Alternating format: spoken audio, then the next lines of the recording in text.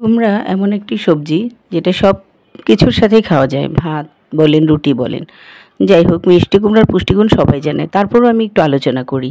চোখের স্বাস্থ্য উন্নতি করে, রোগ প্রতিরোধ ক্ষমতা বৃদ্ধি করে, ওজন কমাতে সাহায্য করে, দেহের জ্বালাপোড়া সমস্যা দূর করে, হজম শক্তি বৃদ্ধি করে, ত্বকের সুরক্ষা ও বয়স কম দেখায়, উচ্চ রক্তচাপ কমায়। এছাড়াও এতে protein, carbohydrate, fibre, calcium, iron, vitamin C, এতে একেবারে ফ্যাট নেই বললেই চলে। তবে ১২০ গ্রাম মিষ্টি কুমড়ার মধ্যে সুগার মাত্র ৪ গ্রাম। আর এর বীজের উপকারিতা শুনলে আরও অবাক হবেন।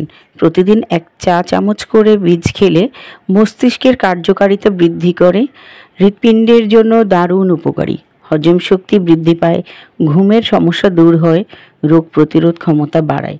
দেখেন কত পুষ্টিগুণ! অথচ আমরা শুধু জানি মিষ্টি কুমড়া খেলে চোখের দৃষ্টিশক্তি বাড়ে। আর বাকি পুষ্টিগুণগুলো আমরা আসলে জেনেও অনেক সময় মনে থাকে না। তো এটা আমি রুটি দিয়ে খেয়ে নিলাম।